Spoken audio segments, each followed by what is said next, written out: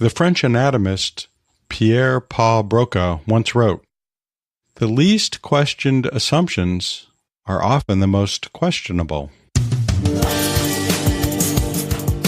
Welcome to the A&P Professor, a few minutes to focus on teaching human anatomy and physiology with host Kevin Patton.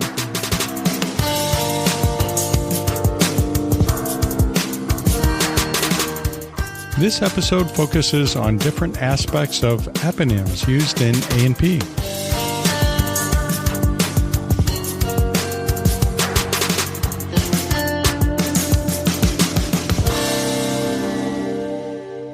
Welcome to the Eponym episode. As that name implies, this episode is all about eponyms, what they are, how they're used in A&P, and the pros and cons of using them. To get started, we need to answer the question, what is an eponym? Well, in professional terminology, an eponym is a term that is based on a proper name, the name of a person. As we learned in the word dissection segment in the preview episode introducing this full episode, the word eponym can be broken apart into two main pieces, epo, which means upon, and nym, which means name. So translated literally, it means name upon or named upon, but really a better translation, I think, would be named for. For example, the term Parkinson's disease is an eponym. It's a term that includes the proper name of the physician, James Parkinson, who's credited with first describing the condition in detail. Another example is one I used in the preview episode, the loop of Henle, which is a kidney tubule segment named after the German anatomist who discovered it, Friedrich Henle. As these examples imply, eponyms are often based on the name of the discoverer of the condition or the process or the structure represented by the term. But sometimes, eponyms are instead based on the name of a patient with the condition represented. For example, the Duffy blood group was named for the first patient in which this antigen was identified. I guess that was before HIPAA and all those restrictions on revealing patient names. Similarly, Legionnaire's disease was named after the participants in an American Legion convention where an early outbreak of that condition occurred. As I mentioned in the preview episode that introduces this full episode, we often include toponyms in our list of eponyms. A toponym is a term derived from a geographical place name, not a person's name. Like Lyme disease, for example, named after the Connecticut town where it was first observed. Or Ebola fever, named after the Ebola River, a tributary of the Congo River. Or even St. Louis encephalitis, which is caused by a mosquito-borne viral infection. Even though toponyms are not technically eponyms, I'm going to lump them together, which most people do most of the time anyway. Now, the wonderful thing about eponyms is they get us thinking about the history of medical science, who the important characters were, and how discoveries were made. But the downside of eponyms is that history and fascinating stories, well, they're just not very useful in the moment that we need to use them. Because eponyms are terms that tend to obscure rather than clarify their practical meaning, well, they're falling out of favor. Eponyms are giving way to descriptive terms that more clearly summarize their working definitions. For example, it's far more useful to call a brain region the motor speech area than it would be to call it the Broca area. The former tells us both its location in the brain, the motor area of the cerebral cortex, and its function, that is, speech processing. But the latter version, that is, Broca area, tells you who first described it. A brilliant guy with massive sideburns named Paul Broca. Which is interesting, but it's not immediately useful in the moment. As much as I love saying islets of Langerhans out loud, and I truly do, islets of Langerhans, it's another one of those terms like carbaminohemoglobin that just, I don't know, it has an attractive rhythm for me. Anyway, that term, islets of Langerhans, doesn't tell anyone much about the actual structure, right? I mean, okay, it tells me that they're small and isolated, which I get from the term islet.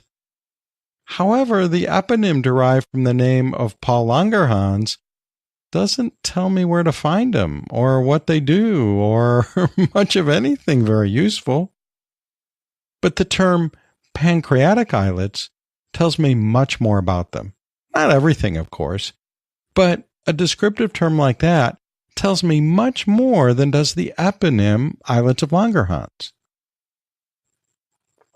In health professions, how accurately we communicate is important. Why? Because even a subtle miscommunication can result in a tragic mistake in providing the needed care to patients. So in the end, the shift away from eponyms and toward more descriptive terminology may actually save lives. This podcast is sponsored by HAPS, the Human Anatomy and Physiology Society, promoting excellence in the teaching of human anatomy and physiology for over 30 years. Go visit HAPS at theapprofessor.org/HAPS. That's HAPS. If you're listening to this episode on your way to the joint HAPS and AACA Southern Regional meeting in Louisville at the end of March 2019, why don't you come to the workshop I'm giving there? It's called 5 Powerful Ways You Can Enhance Long-Term Learning in Your A&P Course. Don't get me wrong. I love eponyms. Even more so when I found out that Patton Glacier is named after my cousin Dick. So now I kind of have a stake in eponyms. Except I guess I ought to check Antarctica on Google Earth and see if Patton Glacier is even still there. Maybe it's melted by now. In any case, I am a bit sad that eponyms, terms that include a proper name, seem to be going out of style in the world of human sciences. The international lists of anatomic terminology recommend against most eponyms, providing descriptive terms in their place. For example, pancreatic islet is the term preferred to the eponym islet of Langerhans. Osteon is preferred over Haversian system. Of course, I get that. Descriptive terms are more intuitive and therefore easier to understand and easier to learn and easier to remember. Related to that is that they're more accurate, especially when it comes to medical applications. Hey, I'm all about accuracy in the medical professions. It's just kind of fun using eponyms and kind of sad to feel like I'm leaving behind all those wonderful women and men who discovered our parts way back when. But it's not just the international lists of anatomy that are leaving eponyms behind. All the sources we think of as authorities, including most medical textbooks, are doing it.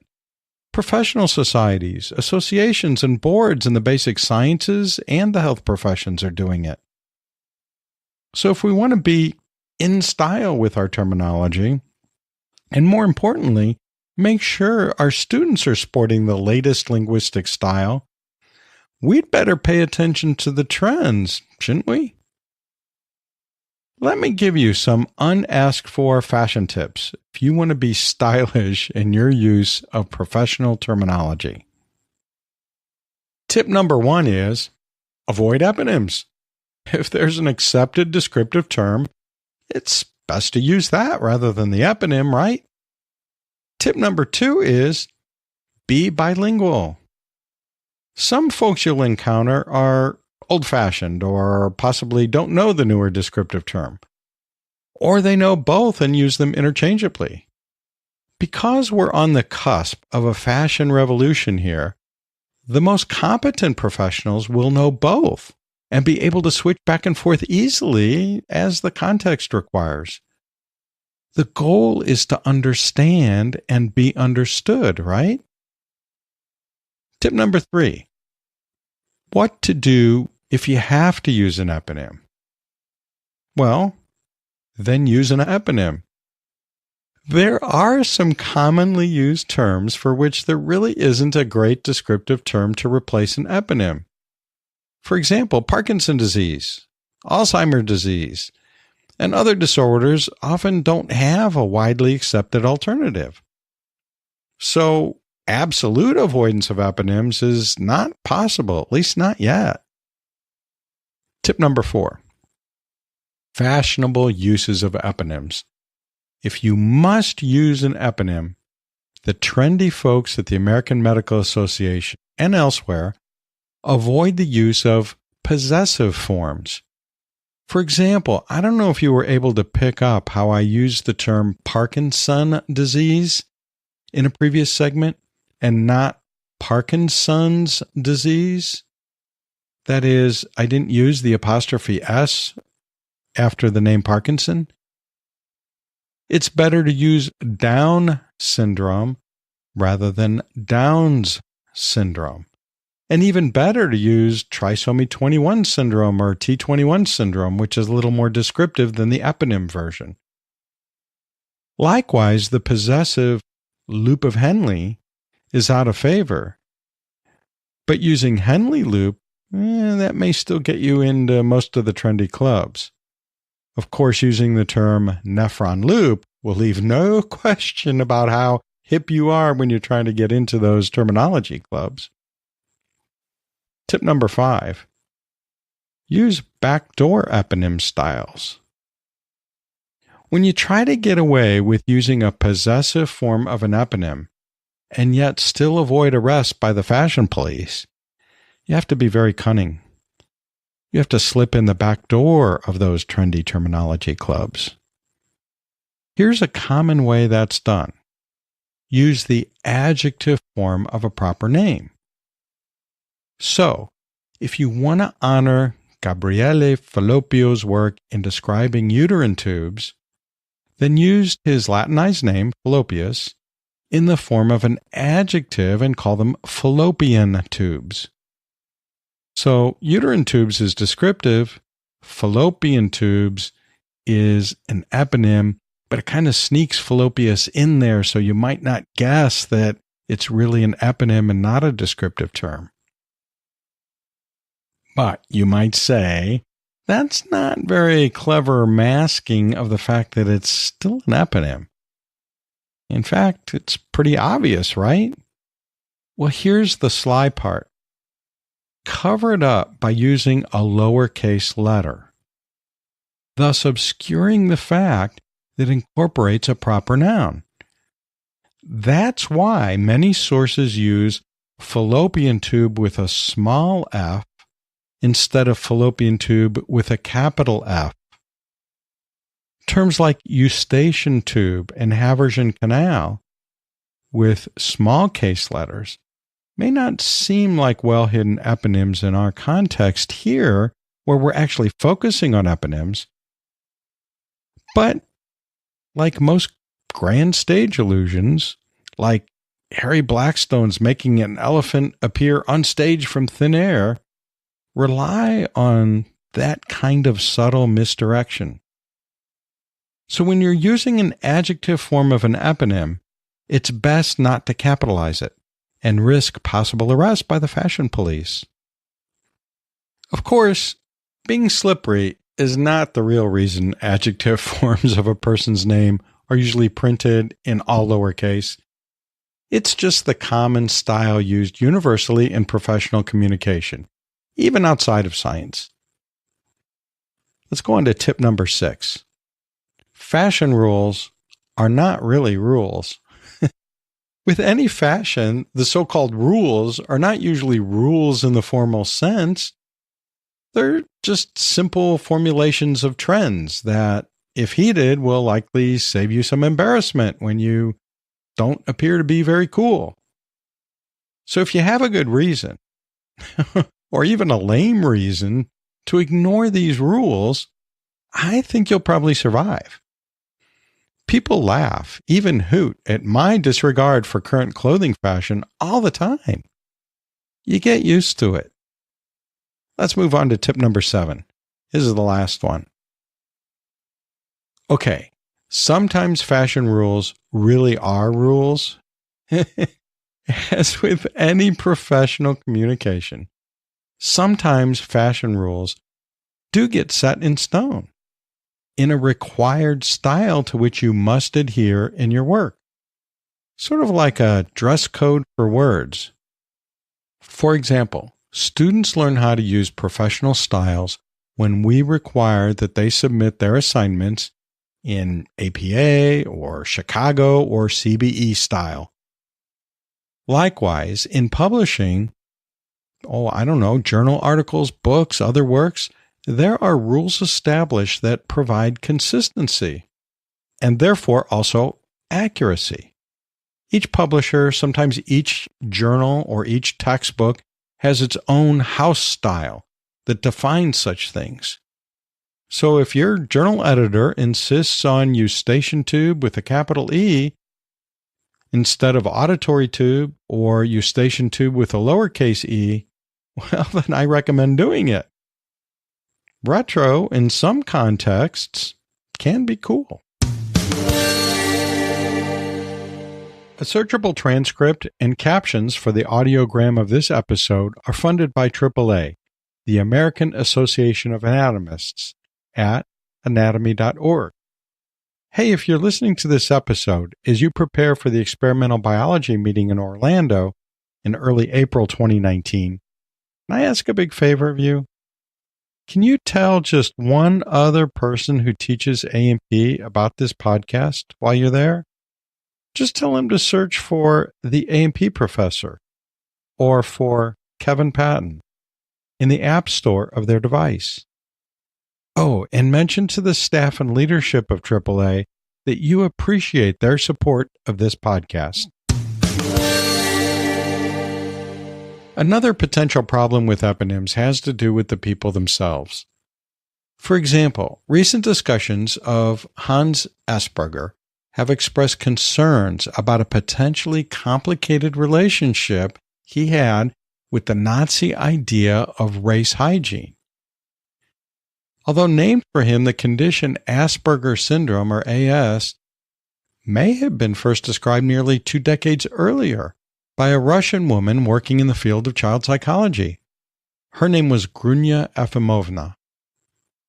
Besides that, the Asperger eponym has been dropped from the ICD, that is the International Classification of Disease, and the DSM, that's the Diagnostic and Statistical Manual of Mental Disorders, in favor of a new range of conditions under the umbrella term Autism Spectrum Disorder, or ASD.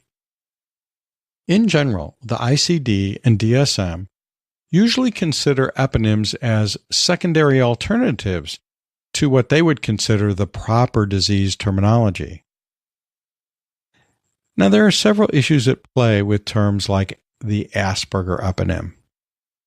One is the fact that many, perhaps most eponyms, recognize the individual with the best awareness ratio, the most aggressive supporters, and probably mostly lucky timing.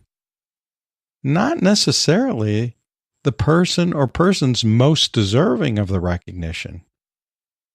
Another issue is the fact that we don't want to be reminded of Nazi ideology or atrocities when we're using scientific and medical terminology. Nor are we anxious to honor individuals who may have used morally questionable methods or have some other unsavory qualities. Yet another potential issue with such eponyms is that they may reflect another dark underbelly of the history of science. That is, the dominance of European men. For example, Asperger's syndrome may have been first described by a woman, but the condition was named for a man. This particular case is probably more about the luck of timing and the particulars of awareness of the existing literature at a time when scientific reports were not as easily accessed across the globe as is the case nowadays. And yeah, there are a few eponyms based on a woman's name, For example, Yvonne Barr gave her name to the Epstein-Barr virus, and there's Virginia Apgar who developed the Apgar score. But those are few and far between. It can't be denied that most eponyms are named for men, and that probably reflects the historical exclusion of women from science and from scholarly endeavor in general. A number of discussions have also questioned why many anatomical structures that are uniquely female are named with eponyms that honor men, such as Fallopius or Bartholin, Skene, and so on. And what about eponyms based on the names of the Europeans credited with scientific discovery, but really the first discovery occurred in Asia or Africa, maybe generations earlier? Western science may not have known about such discoveries at the time they were enshrined into eponyms, at least in some cases. But as we become more and more aware of the true history, isn't it kind of awkward to keep them? I mean, after all, words matter.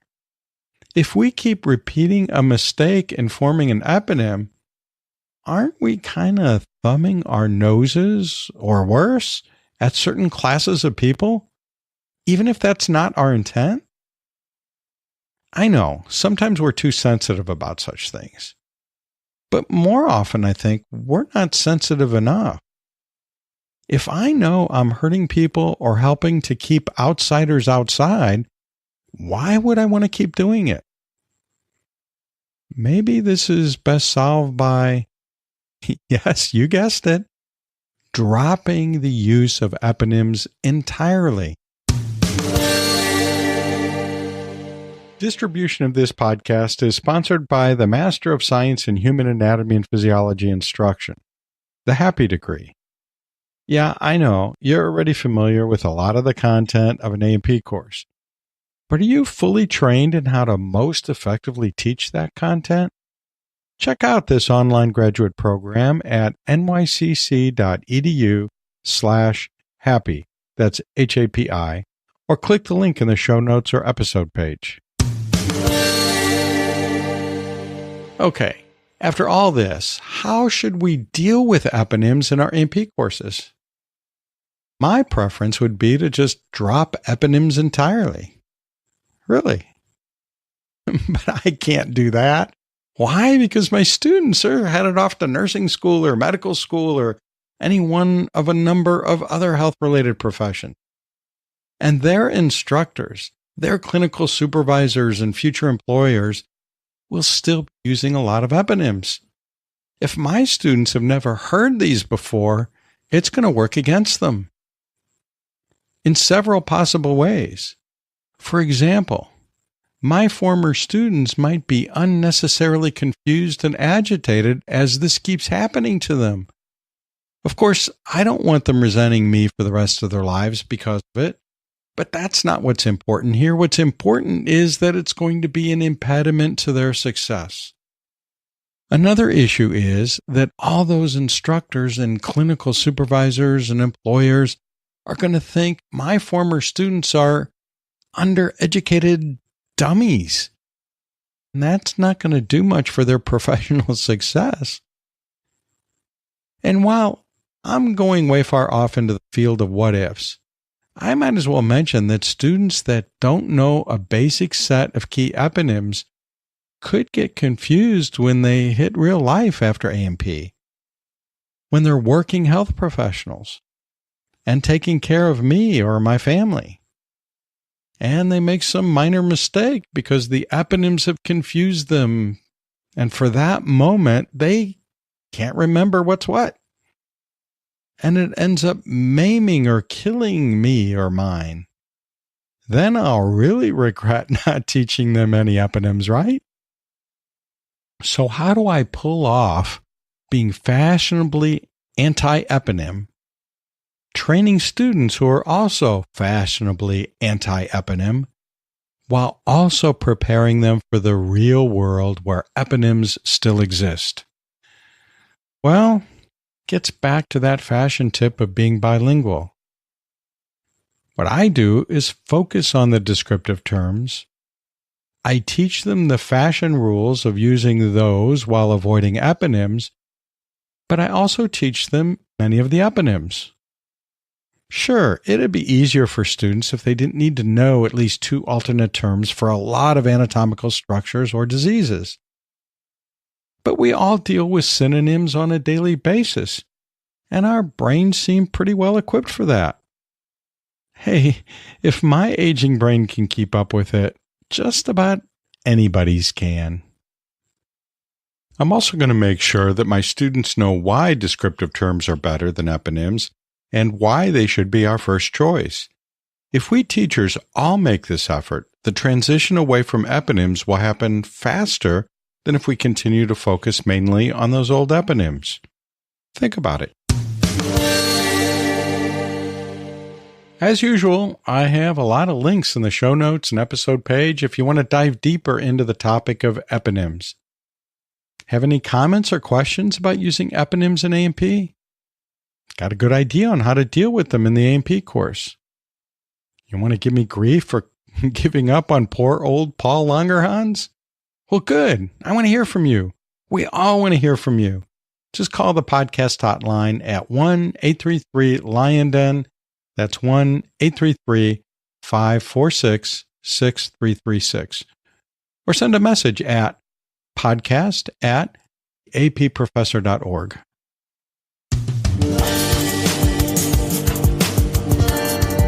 The A&P Professor is hosted by Kevin Patton, professor, blogger, and textbook author in human anatomy and physiology.